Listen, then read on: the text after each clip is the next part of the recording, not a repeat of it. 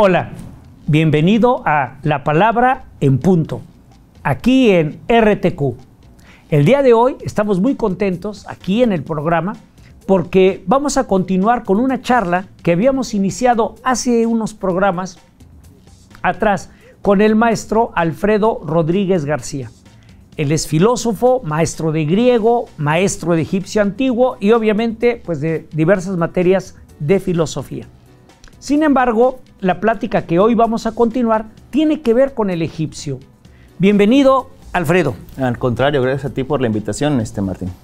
No, pues estamos muy contentos con que estés aquí con nosotros y como decía a nuestra querida audiencia, auditorio y audiencia, pues vamos a hablar del egipcio antiguo, pero en particular habíamos quedado que el tema era sobre la gramática y a partir de ella, gramática del egipcio antiguo, pues ver la posibilidad de algunas técnicas o algo que pudieras, o tips, no sé cómo llamarle en este momento, para poder hacer algunas oraciones pequeñas si quieres, pero cómo nuestros televidentes pudieran irse adentrando, aunque sea un poquito más, en este idioma tan sui generis, digamos, ¿no? Entonces, pues, ¿qué nos puedes decir al respecto, mi querido Alfredo? De acuerdo, Martín. Pues bueno, yo quisiera dar seguimiento a esa pregunta que tú hacías la ocasión anterior acerca de cómo es que el egipcio, conformado por pictogramas, podría expresar ideas, podría expresar oraciones, ¿no? Pues bueno, creo que una de las cosas que los televidentes se dieron cuenta la ocasión anterior es que son muchísimos los signos que conforman el sistema de escritura del egipcio clásico. Hay algunos instrumentos a los cuales pueden recurrir para tener acceso a ellos. Esta ocasión traigo una pequeña edición fotocopiada, pero bueno, edición de la lista de Alan Gardiner, la lista de Gardiner. Bueno, Gardiner de por sí es un personaje sumamente importante para la historia de la egiptología. Ese fue el que descubrió un sistema de escritura llamado protosinaítico, un sistema de escritura formulado por antiguos semitas en base al sistema de escritura egipcio y que a su vez después posibilitó la formulación del fenicio, cosa que sabemos es sumamente importante porque pues del fenicio se desglosaron las dos lenguas hermanas, ¿no? Entre otras tantas, ¿no? El hebreo y el griego antiguo, ¿no? Entonces Gardiner, además de ese descubrimiento, se dio la misión de recopilar gran parte de los jeroglíficos, incluso de clasificarlo. Y pues bueno, ¿no? Esta es una especie como de pequeño diccionario, ¿no? Que recoge justamente mucho de todo este material jeroglífico, ¿no?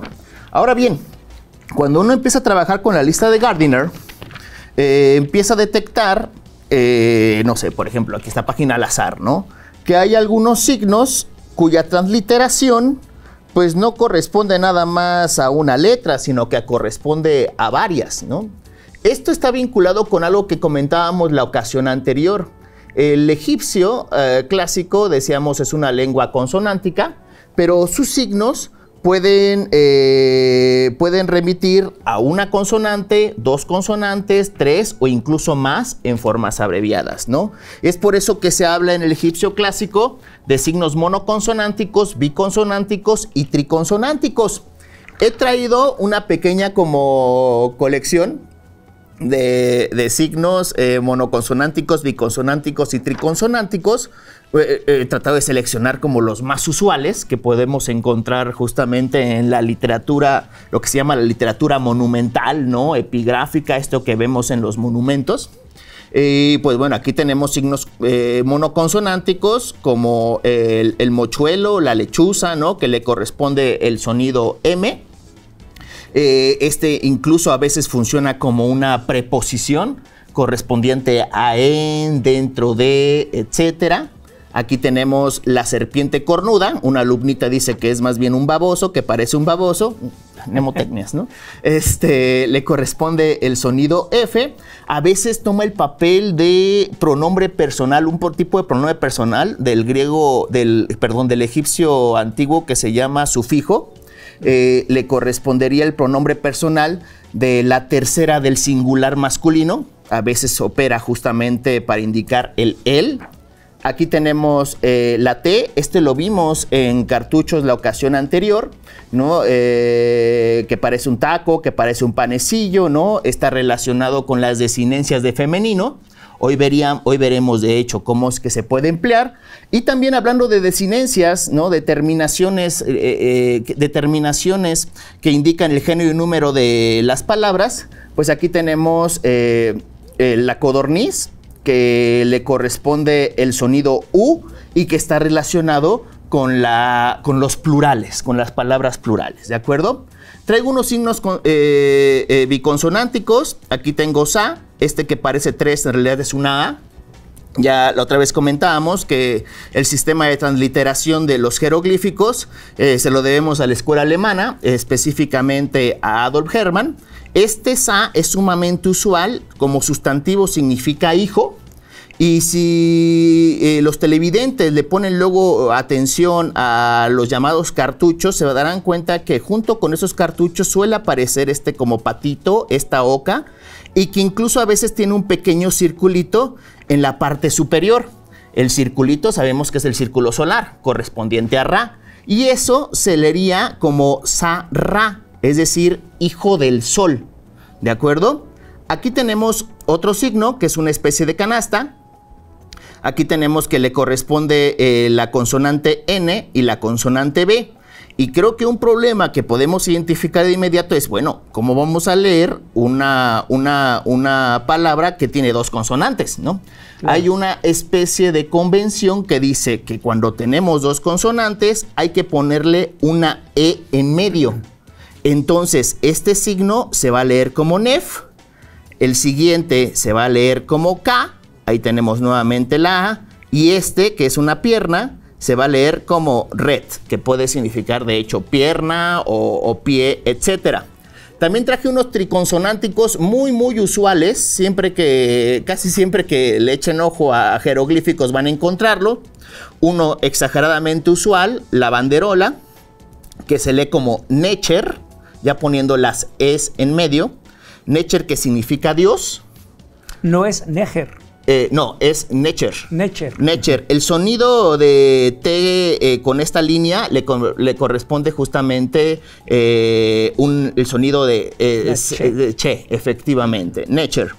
Aquí tenemos otro muy usual que es Hetep, que significa ofrenda, ¿no? Nefer, tal vez es el adjetivo más usual de la lengua egipcia. Es más o menos equivalente al adjetivo griego kalos, kalé, kalón, que significa, bueno, lo solemos traducirlo como bello, bueno, belleza, ¿no? Pero en realidad refiere a cualidades positivas, ¿no? Tanto estéticas como éticas, etcétera, ¿no?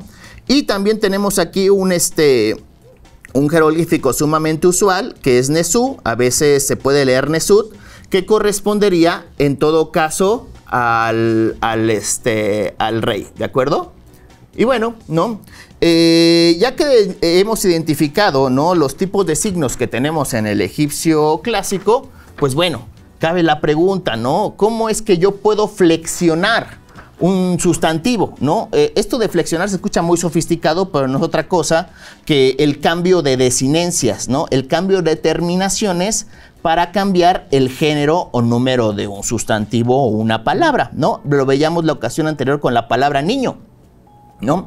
La O de la palabra niño nos está indicando que la palabra es un singular masculino, pero si ese O lo cambio por as, esa sería la desinencia as, estamos transformando el sustantivo en un femenino plural, ¿no? Lo mismo pasaría con niños, desinencia os, plural masculino, o niña, ¿no? Desinencia a, femenino singular, ¿no? Pues ese mismo tratamiento, ese mismo procedimiento lo encontramos en los sustantivos egipcios, no está nada distante de esto, ¿no? Aquí he elaborado una pequeña tablita, encontramos dos columnas, una que corresponde a los singulares, otra a los plurales, y dos líneas, una que correspondería a los sustantivos en género masculino y en género femenino. Y aquí justamente presento, ¿no?, el sustantivo Necher, que significaría, podría traducirse como Dios, como el Dios. En el egipcio no tenemos artículos. Aquí tenemos justamente la banderola que mostraba hace un momento. Y le pongo además un determinativo, ¿no? La otra vez decíamos que los egipcios solían utilizar algunos signos para indicar a qué campo semántico pertenece la palabra, ¿no? Este señor sentado con una especie de barbita es el que se ocupa para designar a los dioses de género masculino. Abajo tenemos justamente Nef. Nef como tal significa el señor, el amo, ¿no? Estamos en el modo de producción esclavista, ¿no? Sería propiamente el amo. Y aquí está justamente Nef y también le estoy poniendo un determinativo masculino. ¿Cómo le vamos a hacer para poder crear estos sustantivos o presentar estos sustantivos en forma plural masculina? Muy fácil, se les va a integrar una U, la misma U que vimos hace un momento, en este caso con la codorniz. Y entonces aquí ya cambió la palabra, este Necher se convirtió en Necheru, ¿no? Y ese Necheru significaría los dioses o dioses, ¿no? Aquí incluso le integré otros determinativos, ¿no? El determinativo de personaje divino masculino, y esas 3 líneas también nos indica justamente que es un plural. Algunos sustantivos, los más antiguos de hecho, permiten triplicar el jeroglífico para crear finalmente el plural, ¿no? Entonces estos 3 también se leerían Necheru. Algo que tiene el egipcio es que una misma palabra la puede escribir de diferentes maneras, ¿no? Y lo mismo pasaría para escribir los señores. Tengo justamente aquí el Nef, le pongo en este caso un determinativo de plural, que en este caso son 3 líneas, una sobre otra, y el determinativo de persona, ¿no? Y así podríamos escribir Nebu, los señores, los amos. Pues bueno, ¿cómo le haríamos ahora para decir, por ejemplo, la diosa o la señora o la ama? Muy fácil, le vamos a integrar esta vez una T, la T que ya habíamos visto, si recordarás, en el cartucho del nombre de Cleopatra, ¿no? Así es, sí. Entonces, por ejemplo, ¿no? En este caso tenemos el jeroglífico Necher, que ya conocemos, le ponemos la T y lo convertimos en Necheret. Y le estoy poniendo aquí 2 determinativos, el de este caso, el de una figura femenina, y el huevito que también ya nos había aparecido en alguno de los cartuchos, que indica divinidad femenina o personaje de alta jerarquía también femenino, ¿no? Entonces Necheret sería la diosa, el mismo tratamiento, Nebet se convertiría en la señora. Para poder hacer, por ejemplo, el plural femenino, basta que le pongas la U y la T, y con eso ya tendrías la palabra Necherut, con lo que generarías la palabra las diosas. Y de igual manera, puedes hablar, por ejemplo, de las señoras con la palabra Nebut, ¿no? Y entonces este procedimiento de flexión es el que utilizaban los antiguos egipcios para indicar género y número de sustantivos. Ahora, en el español no solo flexionamos los sustantivos, también flexionamos los adjetivos, ¿no? Y así como decimos niño, niña, niños, niñas, también decimos bello, bella, bellos, bellas. Los egipcios también lo hacían, ¿no? Y de hecho siguen el mismo procedimiento que hemos visto. Traigo el adjetivo Nefer, que es el que mencionábamos hace un momento, tal vez el adjetivo más empleado en la lengua egipcia, que puede ser traducido entre otras, además de otras maneras, ¿no? Como bello o bueno. Si yo lo quiero hacer plural, masculino, pues nada más le pongo la codorniz, una U, quedaría como Neferu. También desde luego podríamos triplicar el adjetivo y también nos queda un Neferu, ¿no? Son 2 formas diferentes de escribir lo mismo. Finalmente indicaría bellos o buenos en género masculino. Para hacer un femenino, nada más le integramos una T, ¿no? Entonces nos queda Neferet, sería como bella, buena, femenino singular desde luego. Y de igual manera que pasaba con los adjetivos, le puedo integrar el fonema U, la T, y tendríamos la palabra Neferut, que nos serviría para indicar femenino plural, ¿no? Que sería algo así como bellas o buenas, ¿no? Y pues ya este procedimiento tan sencillo, Martín, nos puede servir para empezar a generar expresiones en egipcio clásico. Fíjense, en los ejemplos que traigo, muestro cómo podríamos generar, por ejemplo, los llamados sintagmas nominales. ¿Qué es un sintagma nominal? Bueno, es una unidad cuyo núcleo es un sustantivo que puede ser afectado por otras palabras, ¿no? En este caso, por un adjetivo. Entonces, por ejemplo, para hacer una expresión como el bello o buen Dios, ¿no? O el Dios bello bueno, pues simplemente pongo la palabra nature, empezando por el sustantivo. Aquí incluso le puse unos complementos fonéticos. La ocasión anterior dijimos que los signos biconsonánticos o triconsonánticos pueden hacer uso de signos monoconsonánticos para guiar la lectura, porque uno de los problemas del egipcio es que un mismo jeroglífico puede ser leído de varias maneras. Entonces, para resolver eso, pusieron complementos. Entonces, aquí estos tres signos se leería como necher. Aquí tenemos nefer, también con complementos consonánticos. Entonces, necher, nefer significaría propiamente el bello o buen Dios o el Dios bueno o bello. Lo mismo podemos aplicar a los femeninos, ¿no? Aquí tenemos nebet, que decíamos que era la señora, el sustantivo. Después le ponemos el adjetivo en el mismo género y número. Tendríamos entonces neferet.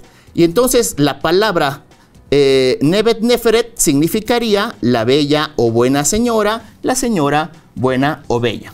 No solo esto, si intercambiamos la posición del adjetivo y del sustantivo, ya podríamos tener oraciones completas de tipo copulativo.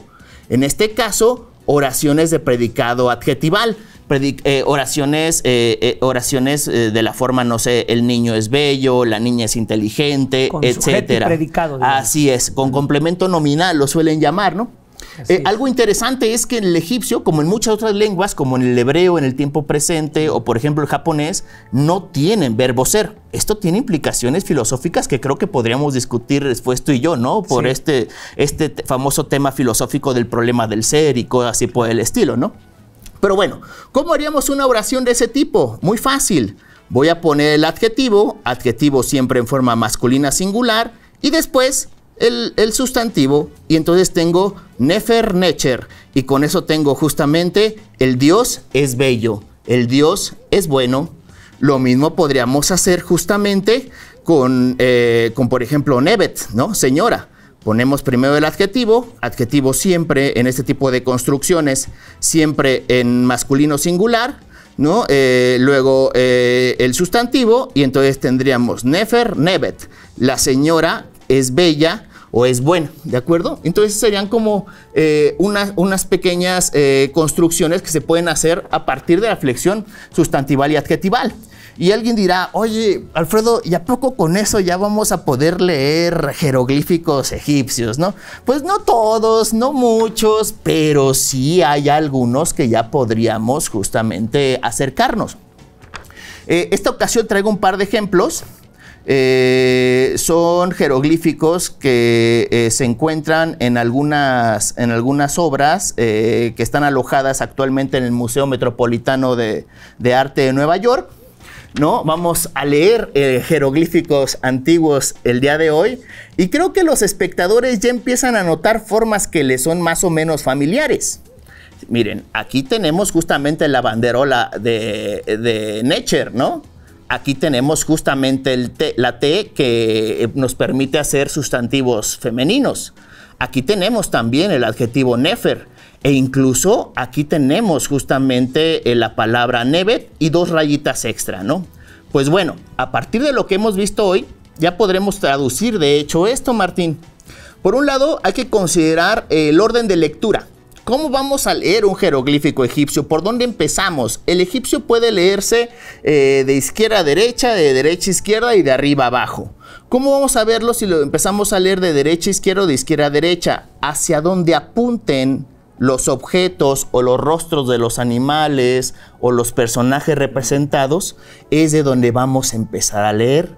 Entonces aquí tendríamos que empezar a leer justamente con este necher. Aquí está la T, necheret. Aquí está el nefer. Aquí posiblemente se omitió una T. Esto es muy común, se lida en algunos jeroglíficos por cuestión de armonía del conjunto o por gusto del artista, ¿no? Entonces, esto que tenemos acá justamente significaría Necher Neferet, ¿no? Que significaría la bella o buena diosa. Además tenemos Nebet, que significa señora, y tenemos esas dos rayitas, ¿no? Que representan a las dos tierras egipcias. El Alto Egipto y el Bajo Egipto. Aquí se aplica algo que se llama genitivo directo. Significa que aquí le puedo poner un D de posesión, y entonces significaría señora de las dos tierras. Por ende, tenemos la expresión Necheret, Neferet, Nebet, Tawi, que podría traducirse como la buena o bella diosa, señora de las dos tierras, ¿no? Y bueno, traía otro, pero esa ya no nos va a dar tiempo de un poquito, ¿sí? Leerlo, ¿sí? Bueno, rápidamente, ¿no? Tenemos, empieza con algunas letras que ya vemos, bueno, algunos signos que ya hemos visto en la ocasión anterior. Tenemos una yod que corresponde a I, aquí tenemos la T que ya conocemos, aquí tenemos la N que nos salió la ocasión anterior, y aquí justamente el signo solar, que en este caso es un determinativo. Aquí tenemos el nombre Iten, que no es otro que el mismo dios Aton, dios solar. Y aquí vemos 4 Nefer, ¿no? Incluso los puse aquí. Cuando encontramos 4 Nefer, pues podemos suponer que uno de los Nefer está calificando a los otros 3, ¿no? Entonces aquí tendríamos Nefer, Neferu. Y entonces, si seguimos esta sintaxis, se tendría que leer como Iten, Nefer, Neferu, ¿no? Que significaría algo así como bellas o buenas son las bellezas o bondades de Iten, es decir, el dios Aton, que por cierto, esto es parte del cartucho del nombre de la reina Nefertiti, esposa de Akenatón, ¿no? Y entonces ya tendríamos una especie de tip, ¿no? Que pedías para cómo podríamos acercarnos un poco a los jeroglíficos egipcios, Martín. Sí, sí, pues muy interesante, ¿no? Y ahorita que mencionas de esposa de Akenatón, Amenofis IV, ¿no? Que también se le conoce así en algún momento. Bueno, pues como pueden ustedes ver, estimados televidentes, el idioma egipcio antiguo es muy provocador, porque al final de cuentas nos permite no solamente acercarnos a un texto que podríamos encontrar, descifrar, ver, sino es meternos a una cultura, ¿no? A toda una forma de ver el mundo, una cosmovisión de hace pues miles de años, ¿no? 3.500, 4.000 antes de Cristo, al menos, hacia acá. Entonces, pues con esto, como dice nuestro querido maestro Alfredo, pues tenemos una idea de al menos no sentirnos totalmente ajenos. Ya sabemos, por ejemplo, que dependiendo hacia dónde esté virando el personaje, así se lee. Que es algo muy curioso, ¿no? No se lee ni de izquierda a derecha siempre, o de derecha a izquierda, o de arriba hacia abajo. Va a variar. Así es. Y bueno, para concluir este programa, a las personas que estén interesadas en aprender el idioma egipcio, con el maestro Alfredo, obviamente, ¿a dónde podrían acudir? ¿Dónde podrían tomar clases, Alfredo? Pues bueno, la ocasión anterior que hablábamos del proyecto Hermes, ¿no? Cuando traje los fósiles y demás, por ahí se presentó el contacto, Hermes Senderismo, YouTube, Instagram, Facebook, o incluso también, desde luego, pueden ir a las mismas oficinas del Colegio Universitario de la Santa Cruz, ¿no? Preguntar justamente por el curso de lectura de jeroglíficos egipcios, o incluso pedir mi propio contacto, y ahí con mucho gusto podríamos podríamos organizarnos.